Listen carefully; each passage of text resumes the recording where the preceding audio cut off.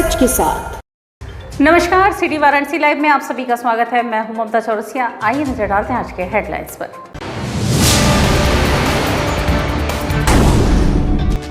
शिवपुरी स्थित अन्नपूर्णा ट्रस्ट के प्रांगण में दी गई महंत रामेश्वर पुरी को भू समाधि।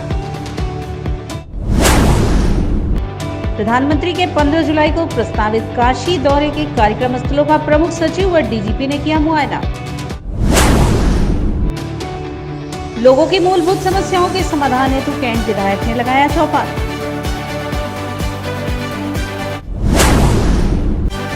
और महिलाओं के साथ पंचायत चुनाव में हुए दुर्व्यवहार के विरोध में सपा ने निकाला मशाल जुलूस।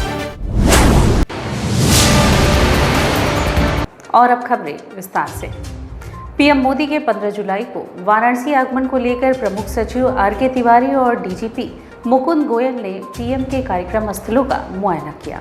प्रधानमंत्री नरेंद्र मोदी के अपने संसदीय क्षेत्र वाराणसी में 15 जुलाई को प्रस्तावित कार्यक्रम के तहत प्रमुख सचिव आर.के. तिवारी और डीजीपी मुकुंद गोयल ने पीएम के कार्यक्रम स्थलों का मुआयना किया, जिसमें काशी विश्वनाथ मंदिर, संपूर्णानंद विश्वविद्यालय और रुद्राक्ष कन्वेंशन सेंटर का दोनों अधिकारियों ने निरीक्षण किया। इस दौरान मीडिया से बातचीत में प्रमुख सचिव आर.के. तिवारी ने बताया कि 15 जुलाई को प्रधानमंत्री का प्रस्तावित वाराणसी दौरा है और सारी तैयारियां की जा रही हैं। देखिए, प्रोग्राम अभी फाइनल आया नहीं है, तो ऑफिशियल प्रोग्राम आ जाएगा तो हम आप लोगों को बता देंगे। लेकिन मोटा मोटा जैसे यहाँ आए हुए हैं तो रुद्राक्ष में कार्यक्रम है ही, एक जनसभा का कार्यक्रम है, BHO का कार्यक्रम भी है, लेकिन फाइनल कार्यक्रम अभी आना शेष है। फाइनल कार्यक्रम जब आ जाएगा तो उसकी आधिकारिक जानकारी दे दी जाएगी।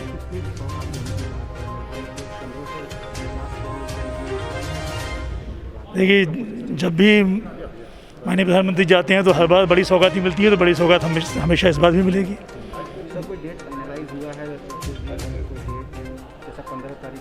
हाँ, 15 तारीख का है अभी फिलहाल कार्यक्रम, 15 तारीख का है। सारी तैयारियां पूरी कर ली गई हैं। तैयारियां बराबर जारी हैं और निश्चित समय में सब तैयारियां पूरी कर ली जाएंगी। कुछ जापानीज डेलीगेट्स भी आ रहे हैं, जैसा कि जापान के एम्बेसडर के आने को भी उनको भी इनवाइट किया गया है इसमें। और मुख्य रूप से कुछ और जो गेस्ट, बाकी अभी गेस्ट लिस्ट फाइनल हो रही है, तो फाइनल जैसे हो जाएगी तो इस दौरान कोविड है तो प्रोटोकॉल, कोविड की जितना प्रोटोकॉल है, जितनी गाइडलाइंस हैं, उसका पूरा पालन। वहीं डीजीपी मुकुंद गोयल ने बताया कि सुरक्षा के सारे पुख्ता इंतजाम किए जा रहे हैं। कल एसपीजी भी मोर्चा संभाल लेगी। आगामी 15 जुलाई को पीएम के वाराणसी दौरे के दिन समाजवादी पार्टी के प्रदेशव्यापी विरोध के सवाल के जवाब में डीजीपी ने बताया कि प्रोटेस्ट को हैंडल करते हुए ये सुनिश्चित किया जाएगा कि कानून व्यवस्था बनी रहे। सुरक्षा के लिए पुख्ता इंतजाम किए जा रहे हैं। अब जैसे ही प्रोग्राम फाइनल हो जाता है, जो जहाँ भी प्रोग्राम होगा वहाँ प्रत्येक जगह पे अच्छी व्यवस्था की जाएगी। कल एसपीजी के अधिकारी भी आएंगे, उनके साथ मिलके यहाँ के स्थानीय अधिकारी हैं, कमिश्नर साहब और एडी साहब मिलके एक प्लान बनाएंगे और उसके अकॉर्डिंग व्यवस्था की जाएगी। सर, स्टेट लेवल का उस दिन एक बड़ा प्रोटेस्ट भी अपोजिशन पार्टी की तरफ से ऑर्गेनाइज किया जा रहा है, तो क्या इसका कुछ असर या इसको लेकर कार्यक्रम में कोई बदलाव? नहीं, उस प्रोटेस्ट को अपनी तरह से हैंडल किया जाएगा और ये सुनिश्चित किया जाएगा कि कोई भी कानून व्यवस्था की स्थिति न उत्पन्न हो। 3 लेयर सिक्योरिटी सिस्टम अपनाया जाएगा, ऐसा जहाँ भी पीएम जाएंगे। अब कड़ी जो ब्लू बुक है, जो होती है, इसकी एक बाइबल होती है, उसके हिसाब से जो भी उचित व्यवस्था होगी वो किया जाएगा, फोर्स मुहैया कराया जाएगा। काशी में अन्नपूर्णा मंदिर के महंत का निधन शनिवार को हो गया था। उसी कड़ी में आज रविवार को शिवपुरी स्थित अन्नपूर्णा ट्रस्ट के प्रांगण में महंत जी को भू समाधि दी गई। काशी मां अन्नपूर्णा मंदिर के महंत रामेश्वर पुरी जी का लंबी बीमारी के बाद शनिवार को निधन हो गया, जिन्हें आज शिवपुर स्थित अन्नपूर्णा ट्रस्ट के प्रांगण में भू समाधि दी गई। 67 वर्षीय रामेश्वर पुरी विगत कई दिनों से बीमार चल रहे थे। उन्हें लखनऊ स्थित मेदांता अस्पताल में वेंटिलेटर पर रखा गया था और उनकी हालत चिंताजनक थी। चिकित्सकों ने जब जवाब दे दिया तो शुक्रवार की रात उन्हें मेदांता से लेकर महमूदगंज स्थित अस्पताल में भर्ती कराया गया। शनिवार की दोपहर महंत रामेश्वर पुरी ने अंतिम सांस ली। महंत रामेश्वर पुरी हरिद्वार में कुंभ स्नान के दौरान कोरोना पॉजिटिव हो गए थे। वहां से नई दिल्ली में इलाज कराने के बाद लखनऊ आ गए थे। इसके बाद ठीक होकर मां अन्नपूर्णा मंदिर लौटे। इसी बीच 11 जून को दोबारा उनकी हालत बिगड़ने लगी। इसके बाद उन्हें मेदांता अस्पताल में भर्ती कराया गया था, लेकिन हालत में कोई सुधार नहीं हुआ और वो शनिवार को ब्रह्मलीन हो गए। महंत जी की मृत्यु की सूचना पाकर काशी वासियों और संत समाज के बीच शोक की लहर दौड़ गई। उनके पार्थिव शरीर के अंतिम दर्शन के लिए मंदिर परिसर में रखा गया। रविवार की सुबह उनके पार्थिव शरीर को जल समाधि का कार्यक्रम निर्धारित था, किंतु प्रशासन द्वारा अनुमति न मिलने पर शिवपुर स्थित अन्नपूर्णा ट्रस्ट के प्रांगण में उनके पार्थिव शरीर को समाधि दी गई। इस मौके पर उत्तर प्रदेश के मंत्री नीलकंठ तिवारी, भाजपा काशी क्षेत्र के अध्यक्ष महेश चंद्र श्रीवास्तव, पूर्व दर्जा प्राप्त मंत्री रीबू श्रीवास्तव, कैंट विधायक सौरभ श्रीवास्तव सहित सैकड़ों लोग उपस्थित रहे। और आज शिवपुर बगीचा के प्रांगण में समाधि दी जा रही है और इसी अवसर पर हम लोग सब लोग एकत्र हुए हैं। उनकी आत्मा को शांति मिले, यही हम लोग सब लोग मिलकर प्रार्थना करते हैं। लोगों की समस्याओं के समाधान हेतु कैंट विधायक सौरभ श्रीवास्तव ने बिरदोपुर स्थित कैलाश मठ में एक चौपाल का आयोजन किया। विधायक कैंट सौरभ श्रीवास्तव ने गिरिनगर कॉलोनी बिरदोपुर में स्थित कैलाश मठ में जन समस्याओं के समाधान हेतु चौपाल का आयोजन किया। इस चौपाल में वरिष्ठ भाजपा कार्यकर्ता के सिवाय नगर निगम, जलकल, जल निगम, डूडा समाज कल्याण विभाग, विद्युत विभाग आदि सभी प्रमुख विभागों के प्रतिनिधि उपस्थित हुए। चौपाल प्रातः 11 बजे से अपराह्न 3 बजे तक चली। इस दौरान सैकड़ों की संख्या में क्षेत्र के नागरिक चौपाल में पहुंचकर अपनी समस्याओं का समाधान कराए। विधायक सौरभ श्रीवास्तव पहले स्वयं उनकी समस्या की जानकारी लेते थे, फिर संबंधित विभाग के प्रतिनिधि के सुपुर्द कर देते थे। साथ ही साथ समाधान की जानकारी लेने के लिए शिकायतकर्ता का नाम, नंबर व समस्या भाजपा कार्यकर्ताओं द्वारा नोट भी किया गया। चौपाल में आए पत्रकारों को विधायक सौरभ श्रीवास्तव ने कहा कि भारतीय जनसंघ के संस्थापक पंडित दीनदयाल उपाध्याय जी ने एकात्म मानववाद का सिद्धांत प्रतिपादित किया था। इस सिद्धांत के मूल में यह था कि समाज के आखिरी व्यक्ति तक पहुंचना है और उसे इतना मजबूत करना है कि वह समाज की मुख्य धारा के साथ कंधे से कंधा मिलाकर पूर्ण आत्मविश्वास के साथ चल सके। इस कैंप में मूलभूत सुविधाओं के संयोजन में आने वाली समस्याओं के समाधान के साथ साथ सरकार की योजनाओं के लाभार्थियों की समस्याओं को दूर कर उन्हें लाभान्वित करने का कार्य किया गया। इस कैंप में सैकड़ों की संख्या में लोग आए हैं जिनकी समस्याओं का निराकरण विभिन्न विभागों द्वारा कराया गया है। ये बहुत लाभप्रद है। इससे घर आप कह सकते हैं सरकार जनता के द्वार, ये इस कैंप का नाम होना चाहिए। और मैं निरंतर इस तरह के कैंप अपने विधानसभा क्षेत्र में लगाता हूँ। कोरोना काल में बीच में संभव नहीं हो पा रहा था, अब कोरोना थोड़ा ढीला पड़ा है तो हम लोग सोशल डिस्टेंसिंग का पालन करते हुए मास्क लगाकर इस तरह के कैंप्स का आयोजन करते हैं। चौपाल में विधायक के साथ प्रमुख रूप से उपस्थित थे भाजपा के महानगर मंत्री किशन कन्नौजिया, शिवा वर्मा, सुभाष सोनकर, लता चांडक, संजय कुशवाहा, संतोष वर्मा, विजय गुप्ता, मनोज सोनकर, सुमुख गुप्ता, मनोज सोनकर, मुन्ना अग्रहरी, राजेश वर्मा व अन्य लोग शामिल थे। लखीमपुरी खीरी, हाथरस, आजमगढ़ और चंदौली में महिलाओं पर हो रहे अश्लील हिंसा को लेकर सपा कार्यकर्ताओं द्वारा शालिनी यादव के नेतृत्व में लोहराबीर से मसाल जुलूस निकाला गया। लखीमपुर खीरी, हाथरस, आजमगढ़ व चंदौली जिले में महिलाओं पर हो रहे अश्लील हिंसा अत्याचार के खिलाफ शनिवार को लोहराबीर क्षेत्र से सपा द्वारा मसाल जुलूस निकाला गया। इस मसाल जुलूस के नेतृत्व कर रही शालिनी यादव ने कहा कि पंचायत चुनाव में स्वर्गीय राजीव गांधी ने महिलाओं को आरक्षण दिया, किंतु आज भाजपा की प्रदेश सरकार मुख्यमंत्री योगी की अगुवाई में महिलाओं के चीड़ हरण करती आ रही है ताकि कोई बीजेपी विरोधी महिला नामांकन करने या प्रस्तावक बनने की हिम्मत ना जुटा सके। किंतु हम महिलाएं उनसे डरने वाले नहीं हैं।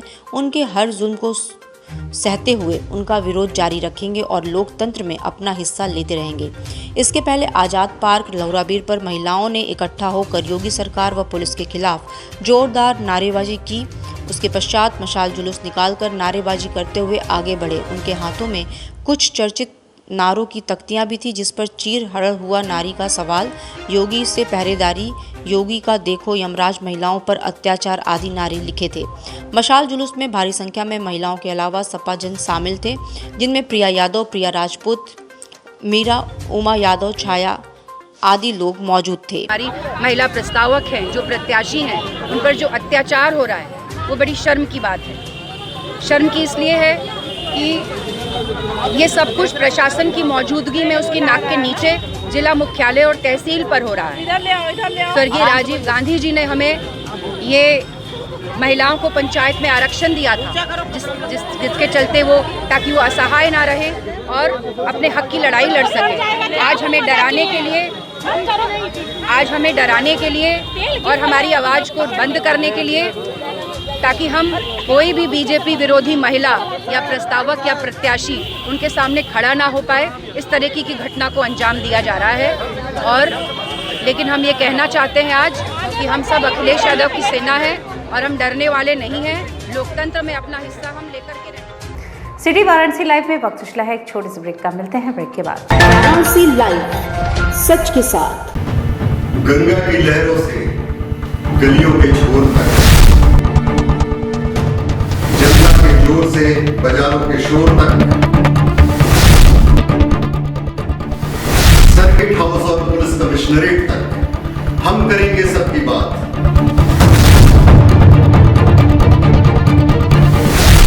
देखिए मेरे साथ बनारस की बात। कोरोना वायरस ने देश में एक बार फिर से रफ्तार पकड़ ली है। ऐसे में जरूरी है कि सभी लोग पूरी एहतियात बरतें। घर से बाहर निकलते समय मास्क का सदैव प्रयोग करें। समय समय पर हाथों को सैनिटाइजर से सैनिटाइज करें। ज्यादा भीड़ भाड़ वाली जगहों में जाने से बचें। 2 गज की दूरी का पालन करें। स्वस्थ रहें, सुरक्षित रहें। जनहित में जारी वाराणसी लाइव। वाराणसी लाइव, सच के साथ। और ब्रेक के बाद पुनः आपका स्वागत है। अखिल भारतीय कायस्थ महासभा के राष्ट्रीय अध्यक्ष संतोष श्रीवास्तव के वाराणसी आगमन पर कायस्थ समाज के लोगों ने सम्मान और अभिनंदन सभा का आयोजन किया। अखिल भारतीय कायस्थ महासभा के राष्ट्रीय अध्यक्ष संतोष श्रीवास्तव के वाराणसी पहुंचने पर कायस्थ समाज के लोगों ने सम्मान और अभिनंदन सभा का आयोजन किया। नदेसर स्थित कायस्थ महासभा के कार्यालय पर सर्वप्रथम राष्ट्रीय उपाध्यक्ष अमित श्रीवास्तव ने पुष्प गुच्छ देकर राष्ट्रीय अध्यक्ष का सम्मान किया। इसके बाद प्रदेश उपाध्यक्ष अभिषेक श्रीवास्तव ने स्मृति चिन्ह भेंट किया। संतोष श्रीवास्तव ने कहा कि मेरे आगमन का मकसद कायस्थों को राजनीतिक तौर पर मजबूत करना है। राष्ट्रीय उपाध्यक्ष अमित श्रीवास्तव ने कहा कि कायस्थ समाज के लोग पढ़े लिखे होते हैं। अगर राजनीति में पढ़े लिखे लोग आए तो देश की प्रगति का मार्ग प्रशस्त होगा। लेकिन अफसोस की बात है कि कायस्थ समाज के लोग राजनीतिक तौर पर हाशिए पर हैं। इसे बदलना होगा और आगामी विधानसभा चुनाव में बढ़ चढ़कर हिस्सेदारी निभानी होगी। इस विषय पर राष्ट्रीय अध्यक्ष जी के साथ चर्चा हुई। प्रदेश उपाध्यक्ष अभिषेक श्रीवास्तव ने कहा कि आज राष्ट्रीय अध्यक्ष का आगमन हुआ और कायस्थ समाज के विकास और उत्थान के लिए रणनीति बनाई गई। इस दौरान जिला अध्यक्ष मनीष श्रीवास्तव, जिला सचिव सुधांशु सक्सेना एवं राजीव रंजन श्रीवास्तव सहित दर्जनों की संख्या में कायस्थ समाज के लोग उपस्थित थे। कायस्थ समाज सदैव से देश और समाज को दिशा देने का कार्य किया है। बशर्ते आज समय है एकजुटता का। उसी एकजुटता को लेकर के वाराणसी में मेरा यह पहला कार्यक्रम लगा और इस बीच हम लोगों ने ढेर सारी रणनीति तय की है कि आने वाले समय में चुनाव को लेकर के भी हम लोग काफ़ी गतिविधि अपनी बढ़ाएंगे ताकि जो हमारी हिस्सेदारी है उसकी उपलब्धि और उसकी प्राप्ति हम कर सकें।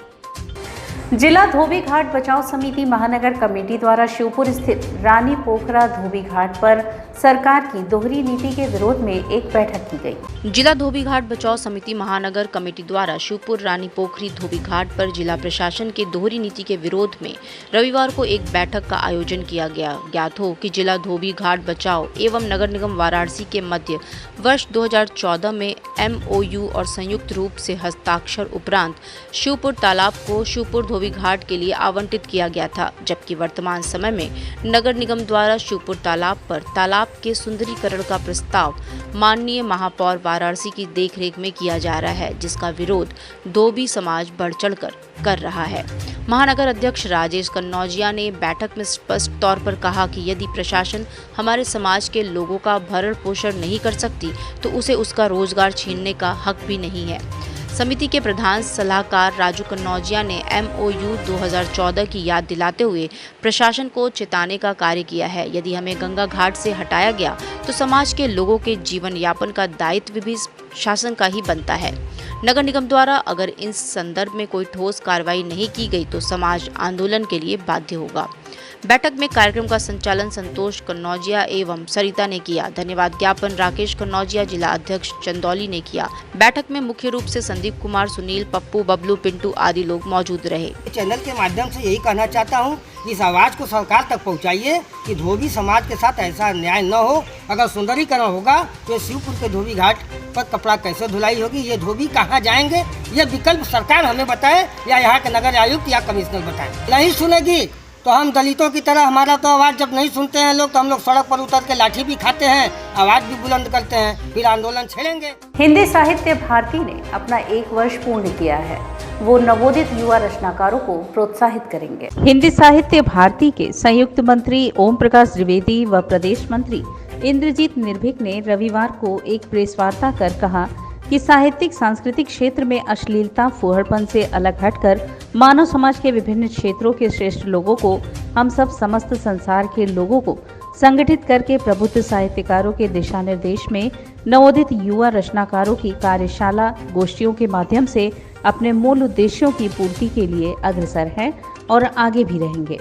बहुत सारे साहित्य में भी कई तरह का फूहड़पन आ गया है, तमाम सारी चीज़ें आ गई हैं जो है, तो इसमें जितने अच्छे लोग हैं, उच्च कोटि के लोग हैं, चाहे वो हिंदी साहित्य संबंधित हों, चाहे समाज के किसी वर्ग से जुड़े हुए हों, सामाजिक कार्यकर्ता हों, राजनीतिक कार्यकर्ता हों, ये बिल्कुल जो है शुद्ध रूप से गैर राजनीतिक संगठन है जो है, और केवल हिंदी साहित्य के और भाषा के विकास के लिए ही इसको कार्य करना है। और इसी के साथ सिटी वाराणसी लाइव का यह प्रसारण यहीं समाप्त होता है। ममता चौरसिया को दी इजाजत। नमस्कार।